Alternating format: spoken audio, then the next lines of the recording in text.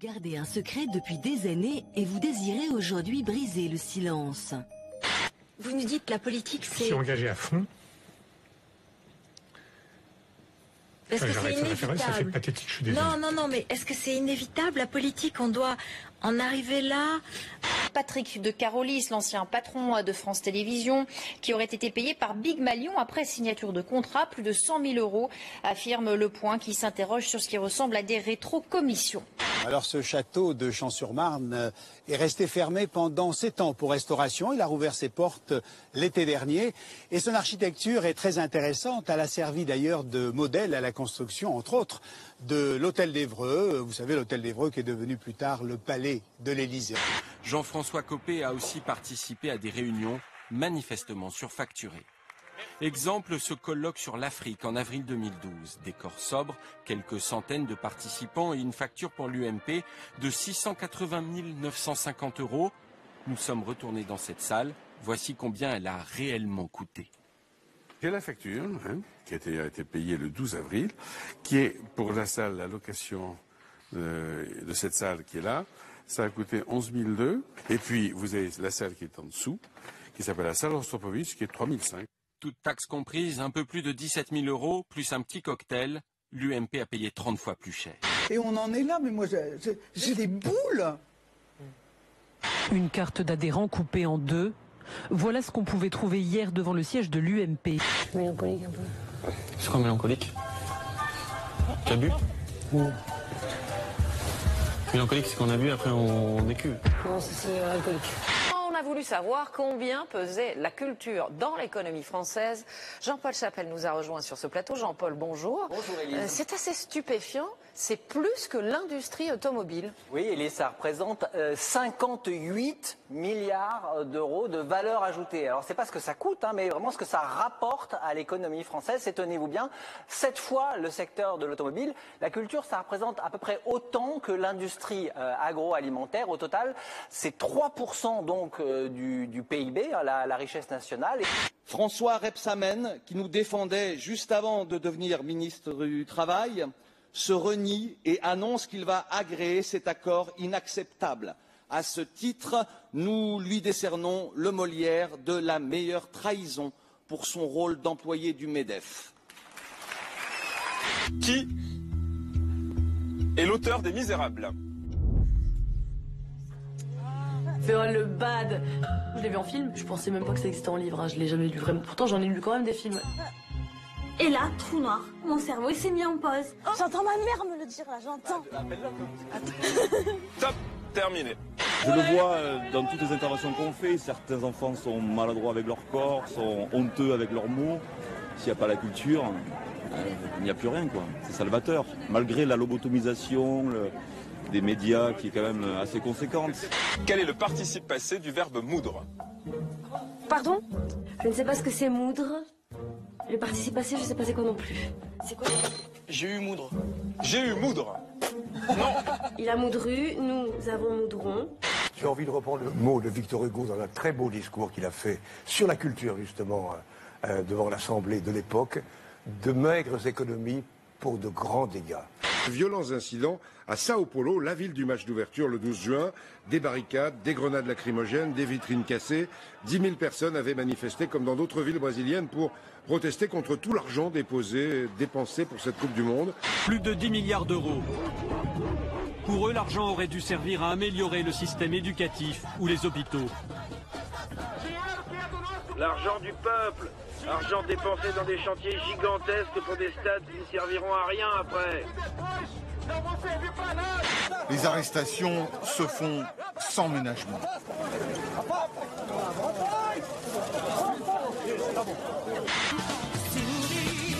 Je m'envole au paradis, je vais à Rio de Janeiro.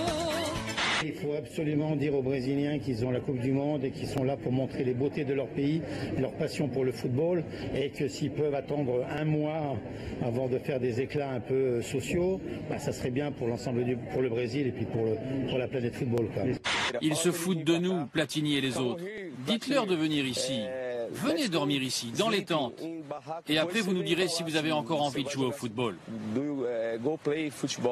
Regardez plutôt, ils ont proposé à Kagawa, le joueur de Manchester United, ici à gauche, et à Kiyotake de Nuremberg, d'affronter 55 enfants. Non. Vous avez bien entendu, 2 joueurs contre 55. 5 gardiens, 22 défenseurs, 18 milieux et 10 attaquants. Ils sont que 2. Ils sont que 2. On a accéléré un peu l'action. Ouais. Et bien vous allez voir, les 2 internationaux japonais ont réussi à marquer.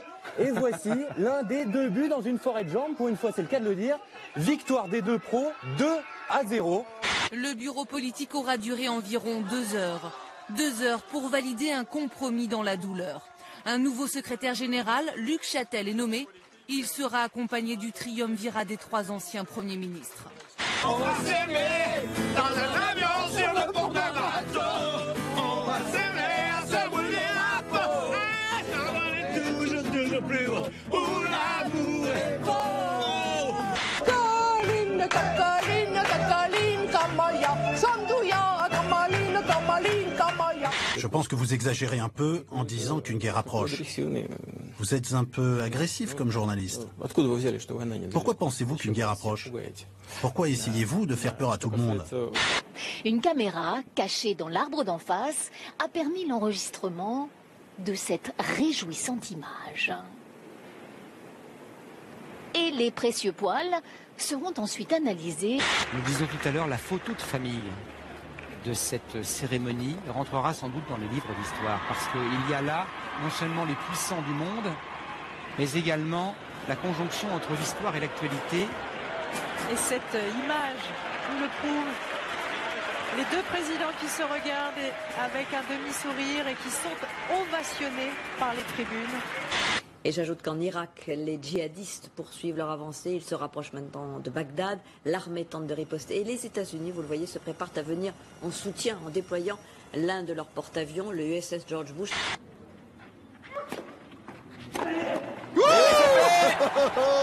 C'est énorme, énorme, énorme. Regardez la joie de notre équipe française. Bravo, c'est fantastique. Bravo.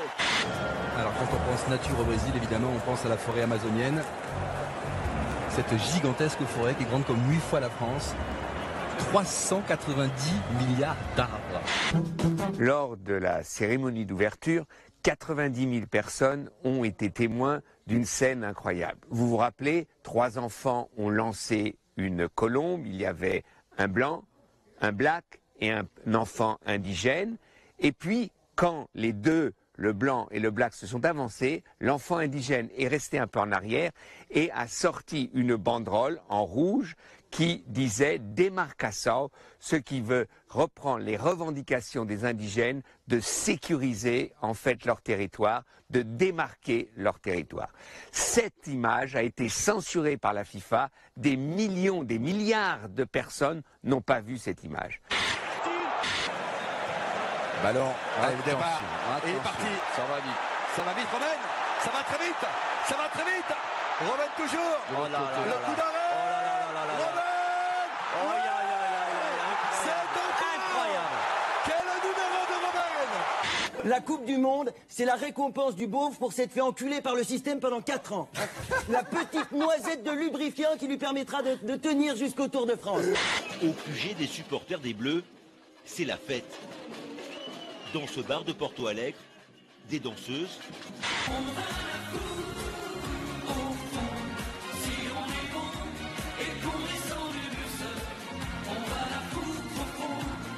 De Yann Cabaye. Et bon ballon. Et oui. Il va nous les buts.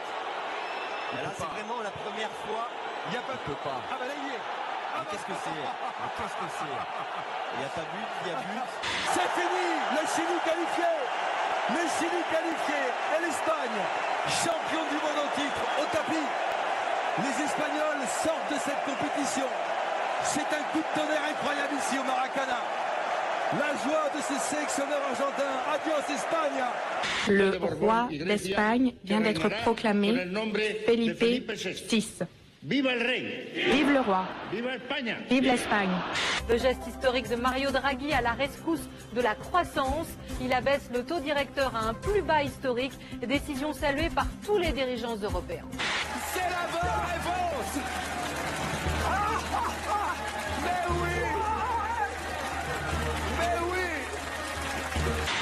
il y a semble-t-il un intrus sur la terrasse. Mais vous êtes juste? Non. Pardon, cher supporter, je n'avais pas vu votre complice. Regardez encore les espaces. Olivier Regardez Giroud. les espaces. Olivier Giroud avec Valbuena qui est tout seul. Il y a Valbuena qui est seul. Oui. Bien joué Olivier. Et c'est Mathieu Valbuena qui marque le 3e but de l'équipe de France. Le grand et le petit, ça fait un bon attelage. Faut quand même être chauvin, hein. Autrement c'est pas la peine d'y aller. Hein. Tu es sûr que c'est le Brésil ici? Parce que les gens ils sont pas trop des têtes de Brésiliens. Ils ont plus des têtes de Marocains. C'est normal, Michael. Les Marocains, les Brésiliens, c'est la même chose. Ils sont frisés, bronzés, au chômage. Et puis vous voyez ces nouvelles images de migrants déterminés à pénétrer dans l'enclave espagnole de Melilla. Plusieurs centaines de personnes ont tenté de franchir le triple grillage de 7 mètres de haut qui sépare le continent africain de l'Europe. Il faut remonter à la Seconde Guerre mondiale pour retrouver le chiffre record du nombre de personnes déplacées dans le monde. Selon le Haut Commissariat aux réfugiés qui a présenté son rapport aujourd'hui à l'occasion de la Journée mondiale des réfugiés, plus de 51 millions de personnes ont dû quitter leur domicile pour fuir la guerre ou la crise. Ça c'est fini. L'Algérie est en 8e de finale. C'est un moment historique. Le Paris gagné par Vahid Halilhodžić. L'Algérie en 8e. Ce sera face à l'Allemagne. Grenoble, 1h du matin. Alors que la fête se termine, une bataille rangée s'engage entre les casseurs et les forces de l'ordre. Même scène d'affrontement à Lille, Lyon, Paris ou comme ici à Marseille, au grand désespoir de ceux qui étaient juste venus fêter la qualification de leur équipe. 1, 2, 3, vive l'Algérie! 1, 2, 3, vive l'Algérie! Il y a des gens qui ne respectent pas, mais la prépare, on est sérieux et tout. Nous, des gens qu'on travaille, on supporte le foot. À part ça, on ne casse pas, on fait rien du tout de mal. Et 1, 2, 3, vive l'Algérie! Épaisse de la tête. Ouais, la reprise. Exceptionnel Ramas Rodriguez. Valbuena. Bien frappé. Oh là là, un sortie approximative. Oui, c'est au fond. Oh, c'est Paul Pogba. L'explosion après de longues tensions. Allez l'Algérie! Allez les Bleus! À Nice, le maire Christian Estrosi interdit l'utilisation ostentatoire des drapeaux étrangers. Thomas Müller qui rentre dans la surface de réparation, qui centre. L'ouverture du score pour l'Allemagne. On va aller au bout avec la France, c'est notre pays, c'est normal. On est arrivé en 8e de finale, puis voilà. J'espère que la France, ils vont aller super loin. Voilà. J'espère pour la France, Inch'Allah. Voilà, maintenant on est tous derrière la France maintenant. Tous C'est derrière pas la fini, France. c'est pas fini. On attend la France. Voilà. Et one, two, three, vive l'Algérie. Deuxième pays pour moi, c'est la France. Et vive la France. C'est la plus belle émotion de votre carrière? Ouais, c'est vrai. Marqué avec mon pays, c'est en plus un match important comme ça pour passer en quart de finale de Coupe du Monde qui était mon rêve. C'est l'un des plus grands moments de ma vie, ouais. Une première pour un ancien président de la République. Nicolas Sarkozy a été placé en garde à vue dans les locaux de la police judiciaire à Nanterre. La justice enquête sur une affaire de trafic d'influence présumée en marge du dossier Bettencourt. À l'origine de ces soupçons, des conversations téléphoniques entre Nicolas Sarkozy et son avocat Thierry Herzog. Les deux hommes utilisaient des portables achetés sous de faux noms pour discuter discrètement. Mais les juges ont déjoué le stratagème.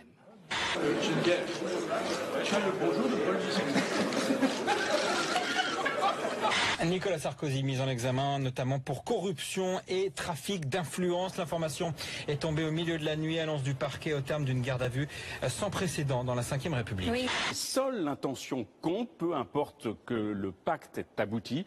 La peine encourue pour le trafic d'influence peut aller jusqu'à 10 ans de prison, David. J'ai estimé que la situation était suffisamment grave pour que je dise aux Français ce qu'il en était de l'instrumentalisation politique d'une partie de la justice aujourd'hui. Dans notre pays, qui est le pays des droits de l'homme et de l'état de droit, il y a des choses qui sont en train d'être organisées. Les Français doivent les connaître et en leur conscience et en toute liberté doivent juger de ce qu'il en est. Depuis des années, vous faites tout pour fuir la réalité. Vous vous êtes créé une bulle dans laquelle vous aimez vous réfugier. Au milieu des hurlements et des larmes, difficile pour les journalistes de tout comprendre à la crise de nerfs. En gros, le député est vraiment désolé de s'être payé des séjours de luxe sans fournir une seule facture et tente de prouver qu'il est un homme bien. La palme de la comédie ou de la repentance, au choix. Écoutez, ces chefs d'accusation sont grotesques. Silvio Berlusconi s'est adressé à la juge en ces termes. La magistrature est incontrôlée, incontrôlable, irresponsable et impunissable. Quant aux amis de l'ancien président comme Brice Hortefeux, ils sont ce matin de méchante humeur. C'est pas tes potes là qui vont venir t'aider. Tes potes, ils vont faire leur vie, ils en auront rien à foutre de ta gueule. Une mise en scène très théâtrale de cette mise en examen. Cela dit, vilipender une institution de la République, à savoir l'institution judiciaire, comme le font certains responsables, entre guillemets, politiques, ne me paraît pas de bonne méthode. Est-il normal, par ailleurs, qu'on choisisse un magistrat qui appartient au syndicat de la magistrature? Qui aimerait avoir pour trancher un différend entre lui et la justice, en face de lui un magistrat dont l'obsession politique est de détruire la personne contre qui il doit instruire à charge.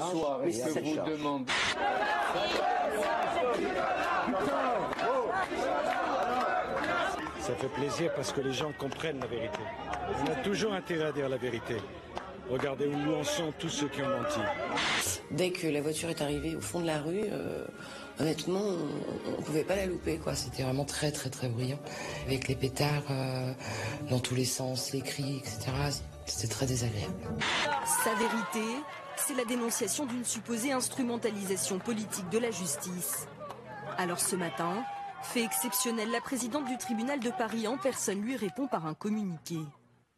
L'indépendance des juges est une condition essentielle de la démocratie. Les juges d'instruction instruisent à charge et à décharge. C'est vrai que ça fait un petit moment déjà qu'on s'acharne sur lui, un petit peu quand même. Maintenant, est-ce que c'est justifié ou pas? Je ne sais pas. Mais c'est vrai qu'il y a un sentiment d'acharnement, oui. Acharnement, moi je pense. Hein. Ouais. Voilà. Je pense qu'on ne veut pas qu'il soit président, surtout qu'il soit réélu, hein, je pense. Hein. C'est surtout ça. Il n'a pas tué, c'est pas un criminel quand même. Il est traité presque comme un criminel. Et selon un sondage BVA publié ce matin par nos confrères du Parisien, 63% des Français estiment que Nicolas Sarkozy est traité comme n'importe quel justiciable et qu'il n'y a pas d'acharnement judiciaire. On peut le faire. En tout cas, tout le peuple français est derrière eux et on compte sur eux. Vas-y les gars, on va y aller.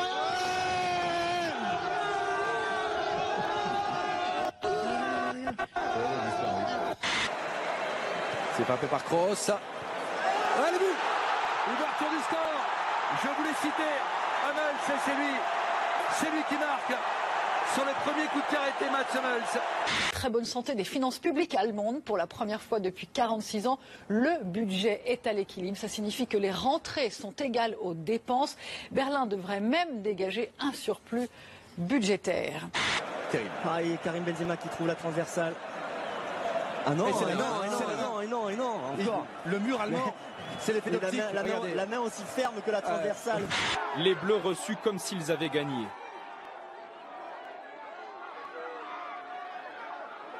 Les joueurs semblent savourer. Comme Didier Deschamps, tout sourire. David Luiz. Oui, ça passe après le cadre. David Luiz. Et même les CRS ont un mot pour féliciter les joueurs.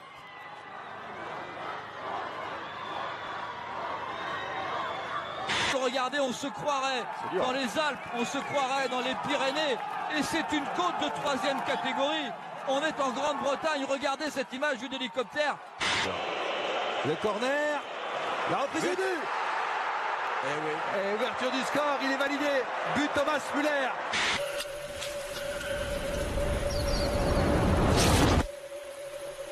De là à penser que ça serait 3-0 en première mi-temps.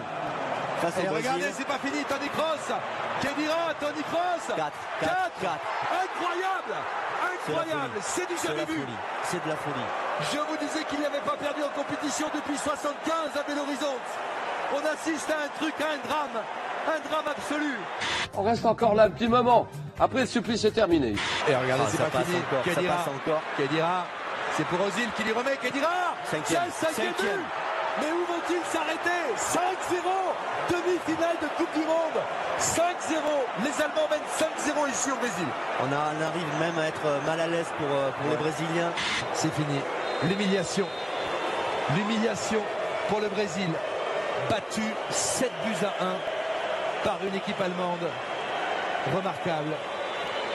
La déception pour les Brésiliens, pour David Luiz qui prie, pour Scolari qui va féliciter le meilleur buteur de l'histoire de la Coupe du Monde. Jacques Attali a eu un bon mot pour le Brésil. Je plains cette nation qui a gaspillé une fortune pour organiser le spectacle de son humiliation. C'est la plus grande honte de l'histoire. Je me sens humilié, on s'est fait lyncher. Œil pour œil, dent pour dent, au Proche-Orient, un jeune arabe a été tué pour venger les 3 étudiants juifs retrouvés morts.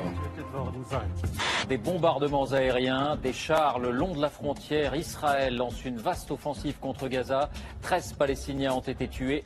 Plusieurs ténors du parti menacent de quitter l'UMP si un cessez-le-feu n'est pas lancé pour stopper la guerre des égaux. J'éviterai tous les pièges.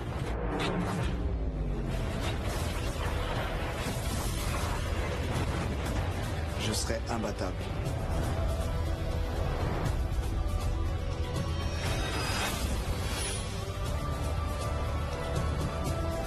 C'est un étudiant palestinien qui filme ces images. Les habitants de la maison avaient été prévenus par l'armée israélienne. Ils sont sains et saufs. J'étais tous les combats collés devant l'écran, à la fois à Soweto, en Chine et au Liban. Lancer des pierres au bord de Gaza, je ne regrette pas. Nous repérons ensuite au large un navire israélien, puis un autre. Il semble s'approcher de la côte.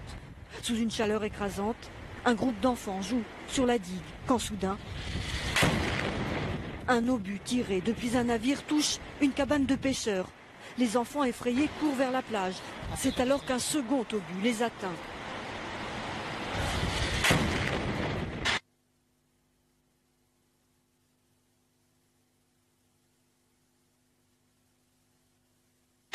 À faire une fois dans sa vie. Courir un marathon. Croquer la vie à pleines dents. Une fois dans votre vie, venez là où tout a commencé. Vivez au rythme de Tel Aviv. Israël, terre de création. Tout va bien. On se dit que tout va bien. On prendra des comédiens. L'avenir comme un refrain. Fellation, F-E-2-L-A-T-I-O-N-S. Alors, j'aurais pas dit ça, moi, mais... Écoutez, si ça peut permettre, comme je le dis toujours, si ça peut aider, on va pas se priver. On la voit, la confrérie ici. Madeleine, vous êtes la spécialiste de la sucette, hein, c'est ça, c'est fameux. Oui, tout à fait. La pomme d'amour. C'est-à-dire comment la sucer pour l'apprécier. Alors donc, voilà. Quoi. 69. Rapidement, comment on suce? Bon, d'abord, on la tient d'entre les doigts. Oui. Hein? Ensuite, délicatement, on enlève ce qui l'entoure, bien sûr. Hein? Et puis, voilà, des fois ça colle un peu, mais bon. Voilà. Vous sucez tous les jours? Je suce tous les jours. Oui. Le matin, midi, soir, quand ça... Changement de boule. Alors, doucement, avec la langue, on tourne autour d'abord. Hein?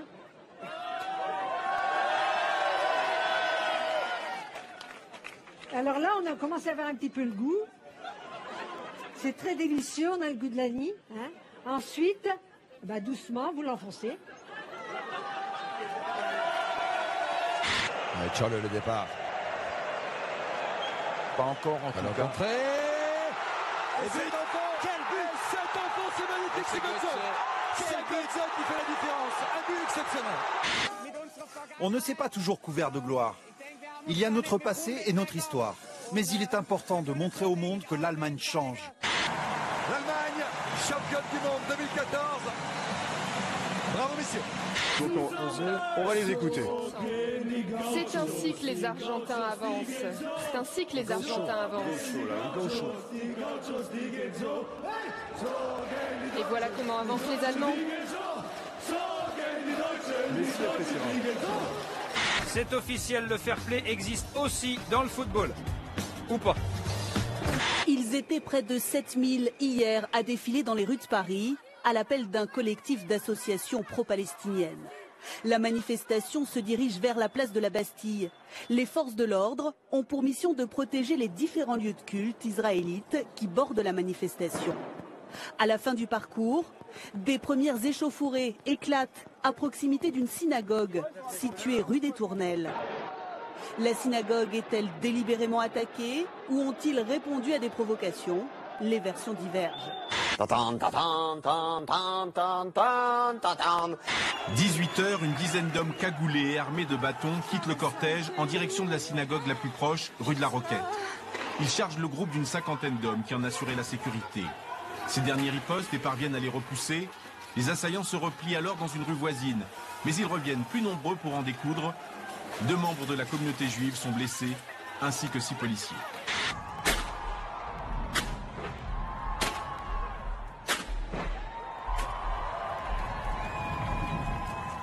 La justice sanctionne sévèrement celle qui avait comparé la garde des Sceaux à un singe. Anne-Sophie Leclerc, ex-tête de liste FN au municipal dans les Ardennes, écope de 9 mois de prison ferme et 5 ans d'inéligibilité. Désolé.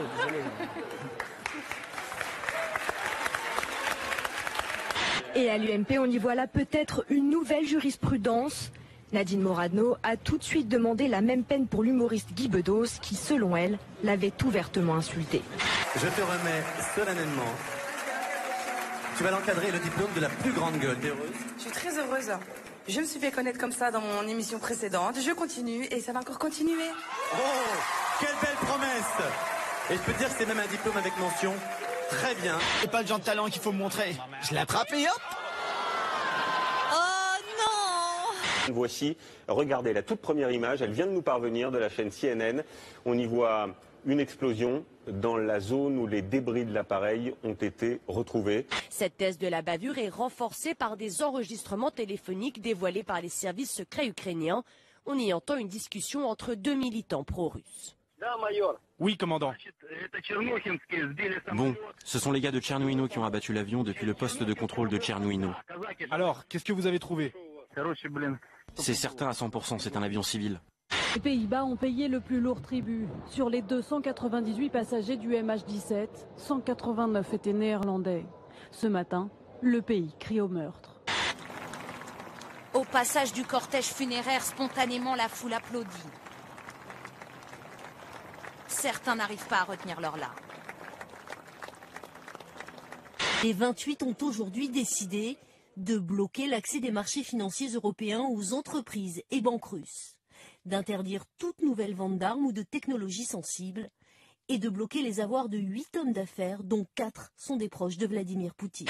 Et puis en Syrie, le nouveau sacre de Bachar el-Assad après sa réélection le 3 juin dernier. Il a prêté serment lors de son investiture, mise en scène, vous le voyez, soignée, cérémonie en grande pompe.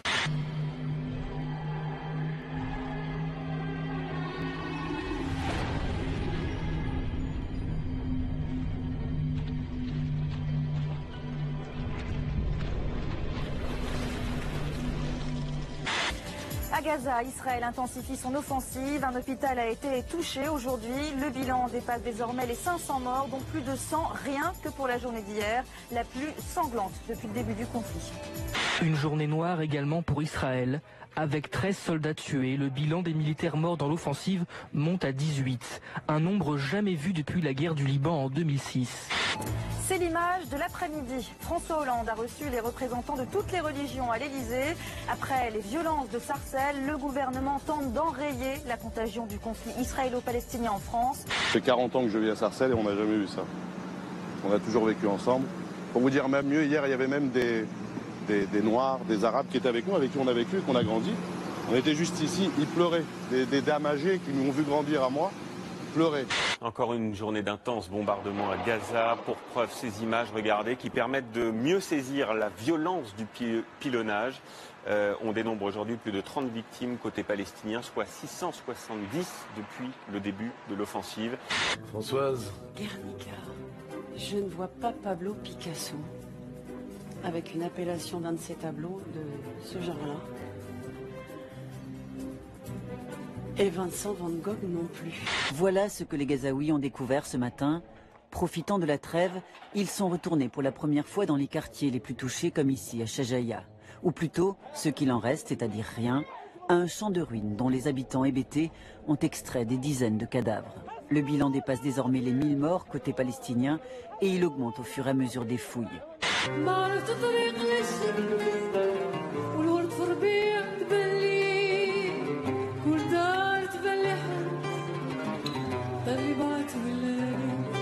Il semble que les ultras des deux côtés soient objectivement alliés aujourd'hui pour empêcher... Ultras du côté israélien et du côté palestinien, pour empêcher précisément que des négociations sereines reprennent. Israël mène désormais des raids sur des maisons, des écoles, des hôpitaux et des locaux des Nations Unies. Rien de tout cela ne me semble être accidentel. C'est pourquoi je n'hésite pas à dire qu'Israël enfreint en toute connaissance de cause ses obligations vis-à-vis de la loi internationale. J'ai refusé de faire mon service militaire car ce n'est plus une armée qui protège le peuple, c'est devenu une armée qui opprime un autre peuple. Je voudrais vous lire un texte de Yeshaya Leibovitch, un opposant farouche à l'occupation, écrit en 1968, un an après la guerre des 6 jours. Un pays qui administre une population hostile d'1 million d'étrangers deviendra nécessairement un État Shin Bet, avec toutes les conséquences que cela implique en termes d'éducation, de liberté de parole et de pensée, et de démocratie. La corruption inhérente à tout régime colonial contaminera l'État d'Israël. Le pouvoir devra réprimer la révolte arabe d'un côté et s'attacher les services de traîtres ou de collaborateurs arabes de l'autre. Que pensez-vous de cette déclaration prophétique au regard de la situation actuelle en Israël? Je suis d'accord avec chaque mot. Le mouvement a été lancé de New York par 2 étudiants, Dania la Syrienne et son ami Abraham l'Israélien. Depuis des semaines, il n'y a qu'un flot de haine sur les réseaux sociaux. Les gens se cachent derrière leur clavier et écrivent des choses très dures. Et nous nous sommes dit, on pourrait peut-être changer la manière d'en parler. La toile va révéler ces profils si mélangés. Ce couple gay, judéo-arabe, ses amoureux, lui juif, elle iranienne, ce bébé métis, ou encore cette femme qui lance « Ma mère est juive, mon père musulman, comment pourrais-je être ma propre ennemie ?» L'appel de détresse des chrétiens de Mossoul en Irak. Les islamistes qui ont pris la ville le mois dernier les obligent à se convertir, à payer un impôt spécial ou à quitter les lieux sous peine d'être exécutés. Pour les reconnaître, les djihadistes ont marqué leur maison. Bonsoir. L'été, les touristes affluent sur la côte basque, une des plus belles régions françaises. Et revers de la médaille, les délinquants aussi. Confortablement installés sur la plage, ces vacanciers ont le regard attiré vers le ciel. Des avions qui tractent des banderoles publicitaires, il y en a régulièrement. Mais celle-ci arbore un message très direct. Hollande, démission, avec un 2 qui signale la 2e année de cette tournée. Certains applaudissent. La série noire dans l'aérien se poursuit. Édition spéciale ce soir après la disparition d'un avion d'Air Algérie. L'appareil relié Ouagadougou à Alger. 116 passagers étaient à bord, dont 51 Français. Ils se seraient écrasés au Mali. Sur ce podium, 2 Français. Jean-Christophe Perrault, Thibaut Pinot et l'hymne italien.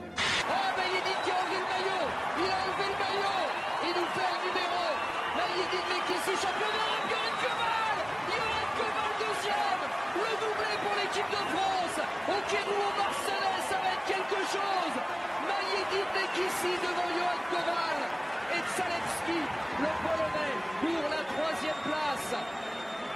Il a enlevé le maillot dans la dernière ligne droite. J'ai peur de ça. Donc il est disqualifié. Il n'existe pas dans la course. Et voilà, tu vas pas enlever ton maillot. Tu vas pas l'enlever ton maillot. Tu vas aller au bout. Et t'es un grand, t'es un très grand. Maïeddine Mekissi, champion d'Europe du 1500 mètres avec la bannière. George Bush à Johnny, en passant par Steven Spielberg, ils ont tous relevé le défi. On appelle ça l'Ice Bucket Challenge, un phénomène devenu planétaire en quelques semaines. عجبتني فكرة سطل المي ففكرنا نعمل منها نسخة فلسطينية. دير. Yann Diniz, champion d'Europe et recordman du monde. Recordman du monde. Elle revient.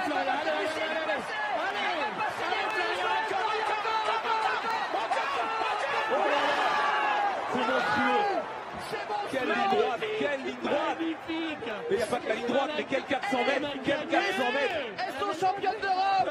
Aux États-Unis, les armes à feu font en moyenne 30 000 morts par an. Depuis 1968, elles ont fait presque 1 400 000 morts. C'est plus que l'ensemble des guerres menées par le pays depuis qu'il existe, y compris. L'État islamique revendique la mort de cet Américain de 40 ans. Voici une capture d'écran de la vidéo qu'ils ont diffusée sur Internet, mais nous avons décidé à iTélé de ne pas la publier. Nous avons choisi de ne pas diffuser ces images qui sont un outil de propagande pour les djihadistes au moment où les États-Unis bombardent leur position en Irak.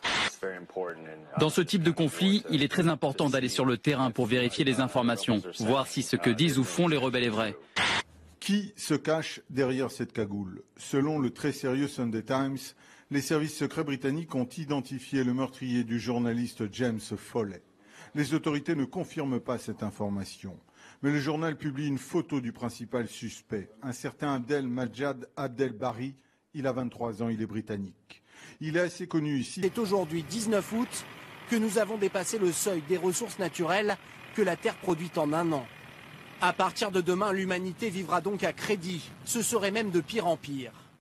Jusque dans les années 70, notre planète couvrait tous nos besoins annuels. Il en faudrait aujourd'hui 1,5, et si rien n'est fait, nous utiliserons chaque année les ressources naturelles de 2 planètes en 2030.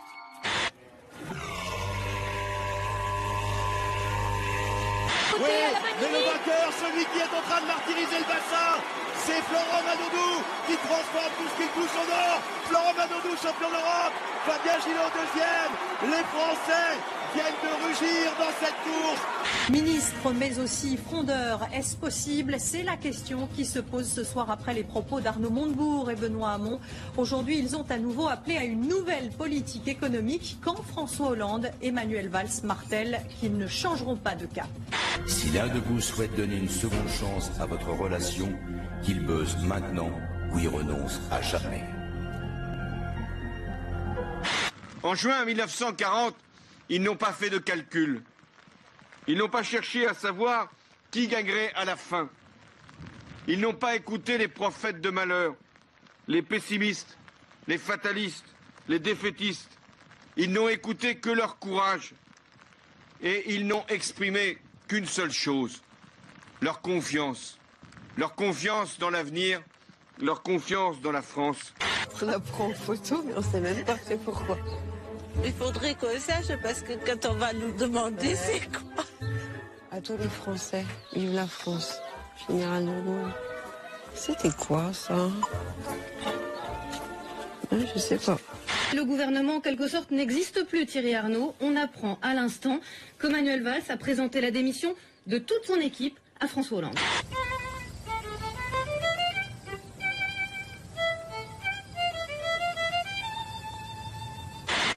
Nous avons donc une responsabilité éminente et collective d'interrompre ce coulage de l'économie par l'austérité.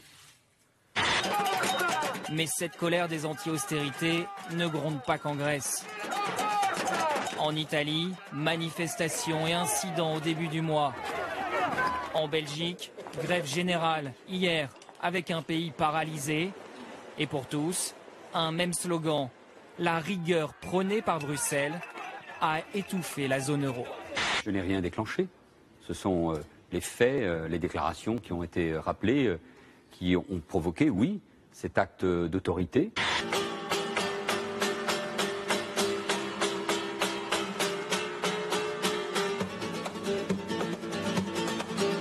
Le nouveau gouvernement Valls, sa composition a été rendue publique il y a un peu plus d'une heure après de longues tractations. Pour la première fois sous la Ve République, une femme, Najat Vallaud-Belkacem, devient ministre de l'Éducation nationale. Au ministère de l'Économie, Arnaud Montebourg est remplacé par Emmanuel Macron, un ancien banquier d'affaires ouvertement social-démocrate. En tout cas, pour le moment, personne ne donne cher du nouveau gouvernement qui sera nommé cet après-midi. Monsieur Hollande, vous ne pensez pas que c'est dangereux de nommer un homme aussi jeune et sans expérience à un ministère aussi crucial? Ah non, ne vous inquiétez pas, hein. Emmanuel, il sait très bien ce qu'il veut. MEDEF. Vous avez vu? Il progresse vite, hein. Il a déjà prononcé ses premiers mots. Les ouvriers sont trop payés. Il est trop mignon. Et moi, j'aime l'entreprise. J'aime l'entreprise. Le storytelling, il est quelle heure? C'est l'art de raconter des histoires que les gens ont envie d'entendre. Mais t'inquiète pas. Je vous remercie.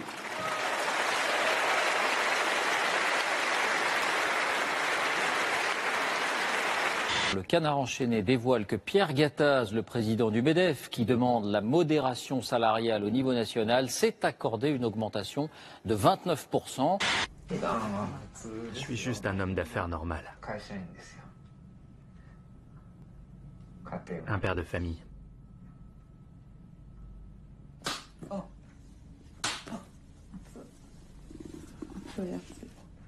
Laisser mettre en cause la conception de mon action au service des Français, et notamment de la relation humaine que j'ai avec les plus fragiles, les plus modestes, les plus humbles, les plus pauvres, parce que je suis à leur service et parce que c'est ma raison d'être. Compléter la célèbre réplique d'une pièce de Molière. Que diable allait-il faire dans cette chambre? Voilà pourquoi je ne répondrai à aucune autre question là-dessus.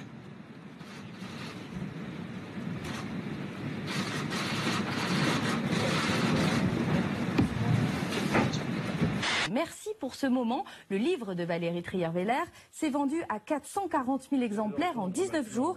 Un gros succès qui devrait rapporter plus d'1 million d'euros à l'ex-première dame. Je connais mon François. Devant ma croupe offerte, il hésite. Au centre ou à gauche? À peine ai-je le temps de me faire cette réflexion que subrepticement, à petits coups, je sens déjà sa brioche balayer mes vertèbres.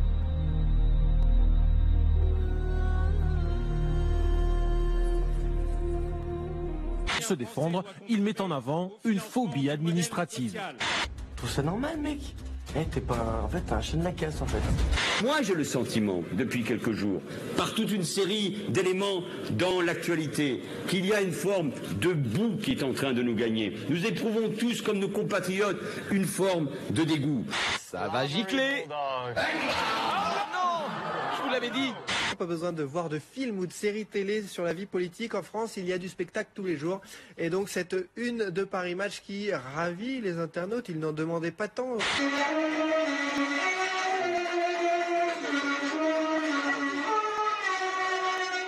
En quelques clics, le hacker s'est invité dans l'intimité de cette famille.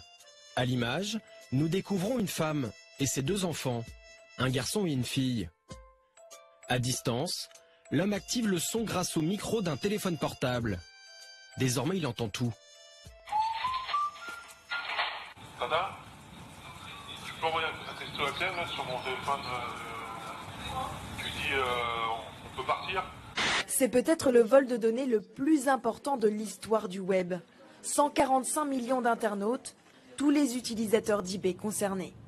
Entre fin février et début mars, des cyberattaquants ont dérobé des informations personnelles, telles que l'adresse email, le numéro de téléphone et le mot de passe crypté de tous les clients du site de vente aux enchères.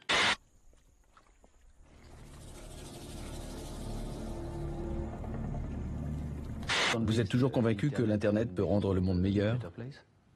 Je suis convaincu qu'Internet peut rendre le monde pire encore. Mais je suis aussi convaincu que seul Internet peut l'empêcher de devenir un monde mauvais. Mais Internet, c'est aussi le plus grand danger qui pèse sur les libertés civiques dont nous jouissons depuis l'époque des Lumières. Et c'est le choc de ces 2 forces qui rend notre époque si intéressante. Tapez votre nom sur Google. Si l'un des liens proposés ne vous plaît pas, vous pourrez désormais demander à ce qu'il soit effacé des résultats de la recherche. Un droit accessible aux citoyens de l'Union européenne après la décision de la Cour de justice. Ce droit l'emporte non seulement sur l'intérêt économique du moteur de recherche, mais aussi sur l'intérêt du grand public dans la recherche de l'information. Le parcours de Mehdi Nemmouche, le tireur du musée juif de Bruxelles qui avait fait 4 morts en mai dernier, n'était pas son premier fait d'armes. Il aurait aussi été le geôlier, le tortionnaire d'otages occidentaux en Syrie.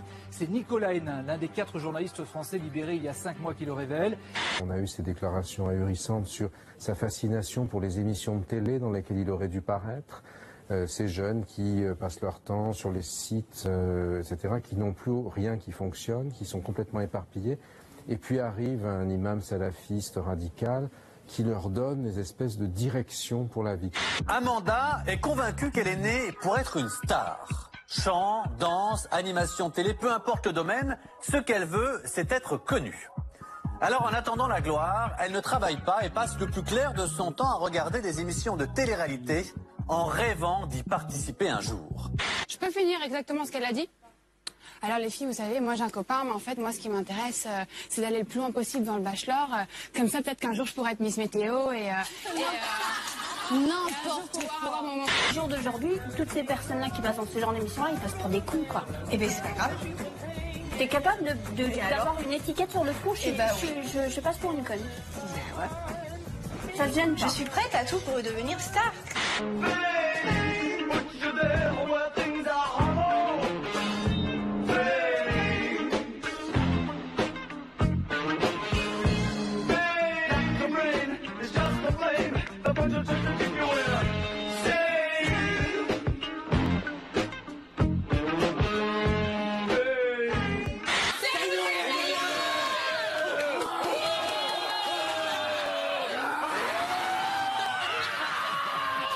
Énormément de qualité, mais ce qui ressort le plus chez moi, c'est mon charisme.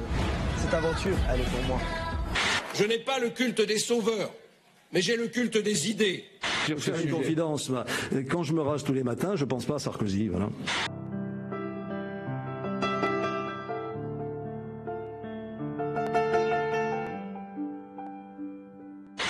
Voici ce qu'on appelle une crue éclair. Cette vidéo amateur exprime ce qu'un quart d'heure de pluie torrentielle a engendré. Un débit auquel rien ne résiste. Vue du ciel, la Malou-les-Bains, la ville la plus touchée par l'orage. Au pied du viaduc, un enchevêtrement de branches et de voitures. Cette nuit, le ruisseau habituellement presque à sec s'est déchaîné. On a eu une peur horrible, horrible. Mais franchement, la solidarité du village et la solidarité des gens qui nous ont porté secours, ça a été extraordinaire. Ben voilà, l'être humain, quand même, n'est pas tout noir. Et c'est une minorité qui rouspète et qui n'est jamais contente. Et la majorité est positive. Cette catastrophe en Afghanistan, un gigantesque glissement de terrain a englouti un village. Le bilan serait de plus de 2000 morts. Je vous l'ai dit, l'imam de Drancy que j'ai voulu inviter pour nous expliquer s'il y avait un rapport entre l'État islamique et l'islam. Le fait d'en parler simplement autour de soi et de montrer ce que c'est que l'islam et de venir voir dans une mosquée ce qui se passe, aujourd'hui, le terrorisme tue 10 fois plus de musulmans que de non-musulmans.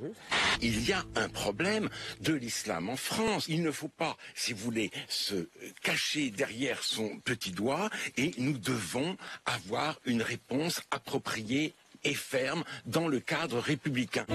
Cette intervention radiophonique déchaîne la colère d'Edoui Plenel.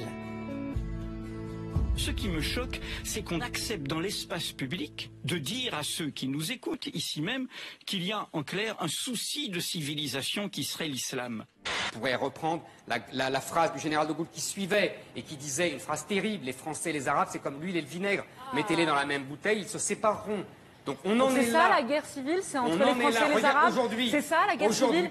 C'est vrai que Zemmour a fait le show. Et sachez que quand Zemmour arrive, l'émission elle démarre à 16% et quand Zemmour arrive, ils sont à 43% de part de marché. Regardez, début Zemmour, c'est un carton quand Zemmour arrive et dès qu'il s'en va, fin Zemmour, ça chute. C'est vrai qu'il y a eu un effet Éric Zemmour sur les audiences dont on n'est pas couché. Si je peux me permettre, être au centre du débat, Mais C'est j'adore. aussi savoir attirer la lumière et c'est une vraie qualité. Au-delà des performances intellectuelles du monsieur, il fait le show en télé. C'est ça que Après, Nolo on aime et ou on Zemmour déteste, avaient. mais Voilà. c'est le Mais Nolo et Zemmour, non seulement étaient brillants, mais faisaient le show. Salut ma belle, j'ai de la viande bien saignante pour toi. Ouh, quel fessé! Eric, c'est pas Pétain qui a sauvé les Juifs, c'est la zone libre, c'est les justes, c'est la société civile, c'est l'Église qui a sauvé les Juifs français. C'est pas Pétain. Ça, c'est la doxa dominante. C'est Pétain qui a sauvé les Juifs. Je vous engage. Pétain a sauvé les Juifs. Mais répondez-moi oui, non. Il a sauvé des Juifs français, oui. Et si Éric Zemmour battait Valérie Trierweiler dans la rentrée littéraire de cet automne, un chiffre seulement, c'est 5000. 5000, c'est considérable. Et c'est le nombre d'exemplaires du nouveau livre d'Éric Zemmour qui sont vendus tous les jours. Mon livre, puisque vous êtes le héros de mon livre. Puisque évidemment, ben oui, évidemment. J'en ai entendu beaucoup depuis Georges Marchais, mais alors là, imam, ça c'est formidable. Mieux vaut ne pas être trop agressif et cynique dans la vie, car en plus de ne pas être toujours apprécié de ses congénères, cela multiplierait par 2 le risque de faire un accident vasculaire cérébral. L'enquête s'est accélérée dans l'affaire Big Malion. 3 anciens dirigeants de la société d'événementiel ont été mis en examen. Parmi eux, les 2 cofondateurs, Bastien Millot et Guy Alves. Ce dernier confirme que l'UMP prenait bien en charge de façon irrégulière les frais de campagne de Nicolas Sarkozy. Toutes les campagnes de communication, l'ensemble des activités de l'UMP et du groupe UMP à l'Assemblée nationale étaient accompagnées par Big Malion. Donc je pense que tout le monde connaissait l'existence de cette entreprise. Je ne vous ai pas trahi, je ne vous ai pas menti. J'étais sur les estrades et en même temps je gérais la France. Est-ce que vous croyez vraiment que j'avais l'occasion d'aller regarder les contrats de toutes les sociétés qui travaillaient pour faire les meetings, faire le décor? Et j'ai une question à vous poser à tous, que toute la France se pose. C'est qui le patron? C'est vous, les patrons! C'était la question qu'on donnait au début de cette émission. Alain Juppé ferait-il un bon président pour la France? Vous l'aviez soulevé tout à l'heure, des Français qui étaient extrêmement mitigés, 49% dans un sens, 49% dans l'autre sens. À l'issue de cette intervention, de la part des Français qui ont regardé cette émission, ce chiffre monte à 61% des Français qui disent « Oui, Alain Juppé ferait un bon président pour la France ». Merci aux Françaises et aux Français. Et on continue. Vous pouvez peut-être nous... Vous avez l'air ému. Oui, un peu. Merci à vous, Sophie. Avec vous, nous passons des moments enrichissants, emplis de sentiments. Les invités que je reçois aujourd'hui étaient très cartésiens et pourtant un jour ils ont eu un mauvais pressentiment, comme une petite voix intérieure qui leur soufflait que quelque chose de grave était sur le point d'arriver. Nous avons décidé en responsabilité de suspendre sine die l'application de l'écotaxe. Et puis le reculé qui est incroyable, il recule sur plus de 3 mètres avec ce cheval-là. C'est vraiment incroyable. Sachez que les députés ont voté aujourd'hui la réduction de la part du nucléaire dans la production d'électricité à l'horizon 2025. Il n'est encore qu'un prototype, mais depuis 6 mois, ce modèle d'exposition alimente en énergie la cité des télécoms. Une invention devenue aussi une attraction. Un arbre à vent qui permettrait d'alimenter en ville une quinzaine de réverbères. Donc on peut imaginer que ça pourrait éclairer en milieu urbain des routes. Une arborescence en acier dotée de 80 feuilles en plastique qui agissent comme autant de mini-éoliennes silencieuses. La plus jeune lauréate du prix Nobel de l'histoire, Malala, 17 ans, a été aujourd'hui récompensée par le comité d'Oslo. Cible des talibans, l'adolescente pakistanaise entend poursuivre sa lutte pour le droit des filles à l'éducation. Lundi dernier, Hassan a vu un homme s'approcher de son lycée. En uniforme d'écolier, celui-ci n'est visiblement pas de l'établissement. Alors que ses autres camarades reculent, Hassan lui jette d'abord une pierre pour l'éloigner, puis se jette sur lui. Entre-temps, le kamikaze a actionné sa veste d'explosifs, entraînant sa mort et celle d'Hassan. Voici la guerre de Kobané, telle que l'État islamique la montre dans une vidéo diffusée sur Internet. Une guerre de rue où l'on avance à travers les murs. Une vidéo de propagande à la gloire des djihadistes et qui confirme un point. Ils sont lourdement armés, bien plus que les combattants kurdes. Nerf, Découvre le tout nouveau NerfCam avec sa caméra intégrée. Une innovation Nerf. Maintenant, tu peux filmer tous tes exploits, jusqu'à 100 minutes de vidéo, et les partager avec tes copains.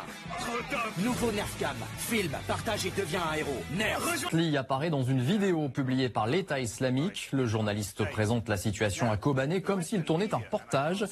Hello, I'm John Cantley, and today we're in the city of Kobani on the Syrian-Turkish border. That is in fact Turkey right behind me, and we are here in the heart of the so-called PKK safe zone, which is now controlled entirely by the Islamic State. Sabri vivait à Montauban, dans le Tarn-et-Garonne, mais il n'a pas hésité à laisser sa famille et la France pour ses bunkers et venir se battre contre ce nouvel ennemi. En France, comme tout le monde, je travaille. Vous faites quoi? Je travaille dans le bâtiment. Je travaille. Daesh, c'est dangereux pour le peshmerga, pour le français, pour tout le monde. Il faut tout le monde. On fait qu'est-ce qu'on peut. Bonjour France! On va essayer de répondre à cette question. La France est-elle en train de sortir de l'histoire? J'aime la France car on peut s'y cultiver. Parce qu'on peut y choisir sa vie et devenir qui on veut. Moi j'aime la France car c'est une terre d'accueil. Parce que les gens, ils sont solidaires. C'est pas toujours hyper chaud. Il fait pas non plus très très froid. Donc c'est nickel. J'aime la France car nous y sommes tous différents. Et c'est cette différence qui fait notre peuple. Le peuple français. Bien différent, bien ensemble. Les États-Unis, qui est censé être un pays Eldorado, quand vous allez dans les motels, c'est des femmes de 75 ans qui vous servent le café. Elles seraient mieux à la retraite, comme on a ici. Quand les gens veulent se soigner, c'est très très compliqué. Mais en même temps, je ne comprends pas bien ce que vous faites là, parce que vous avez un discours complètement infernal de notre pays. Et je ne comprends pas. Mais partez, en fait. Réellement. La France, on dit tout le temps, la France, arrêtez ce French bashing. La France est première. Elle n'est pas première, là, elle est deuxième, mais elle est dans les meilleurs. Le deuxième producteur mondial de dinde et de dindons, il y a beaucoup de dindes et beaucoup de dindons en France, c'est la France. J'espère qu'il y a des riches pour porter les enchères. J'espère, je suis stressée. Parce que dans un pays socialiste, vous savez. Oh, arrêtez. Canapé, bidet, à coudre, merde in France. Liberté. Égalité. Fraternité. Pour nous, c'est ça la France.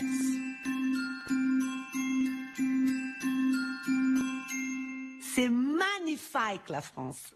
La France est à nouveau distinguée. Après le Nobel de littérature remis à Patrick Modiano, c'est cette fois le prix Nobel d'économie qui vient d'être attribué à Jean Tirole. Il a 61 ans, il est chercheur à l'université de Toulouse. Il est primé pour son analyse de la puissance du marché et de la régulation. Les Français sont des perdants.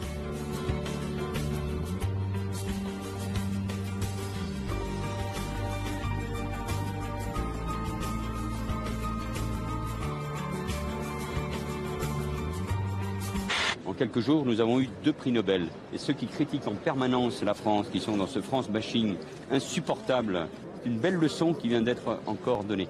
Votre livre préféré de Modiano? C'est pas sympa, c'est pas sympa. Le dernier. Non, j'avoue, hein, sans aucun problème, que je n'ai pas du tout le temps de lire depuis 2 ans. C'est vrai? Ouais, c'est vrai.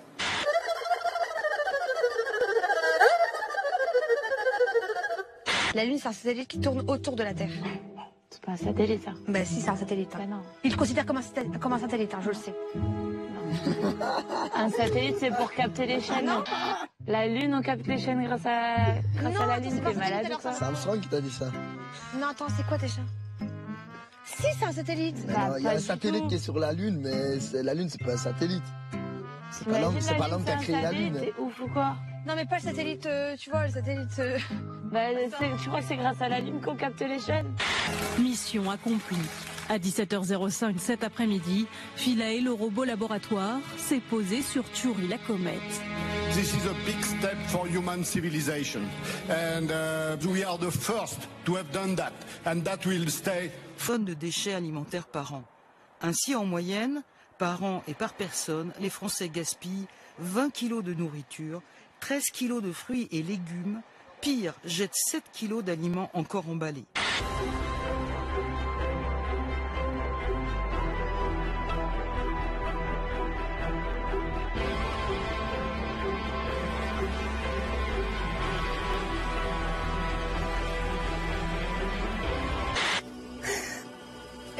on a faim, tout simplement, et c'est difficile parce que cette île sur laquelle on est, on n'en peut plus, on peut plus la voir, on peut plus.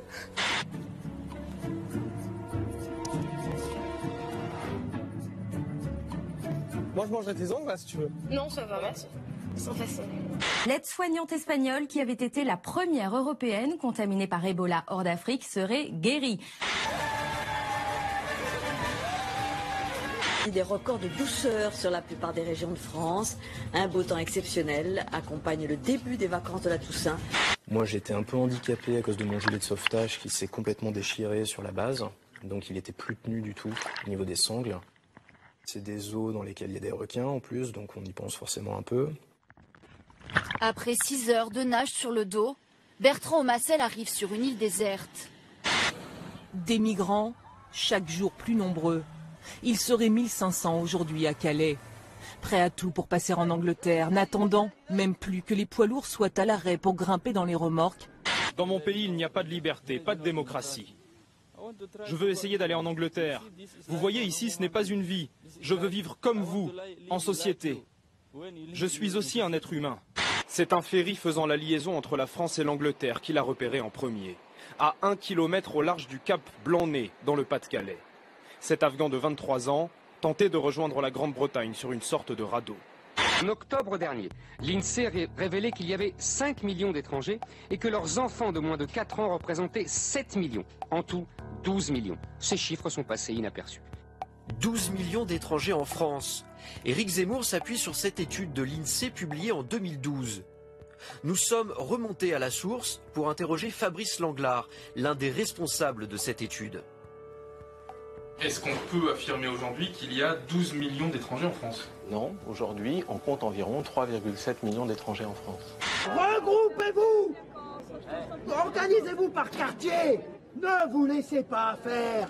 Ne vous laissez pas égorger!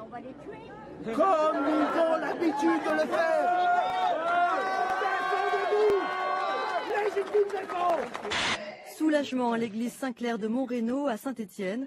Le père Riffard, poursuivi pour avoir hébergé